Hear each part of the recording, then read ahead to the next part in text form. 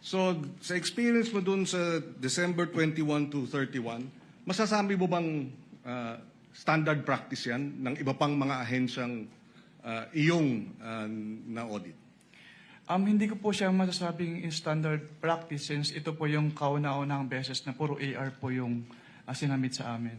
So, first time sa iyong 10 years na puro AR lang at walang sales invoice at walang official receipt. Opo, at ganun po kadaming AR kaagad yung sinamit. At 125 million, no? Na walang sales invoice at walang official receipt. Yes po, Your Honor.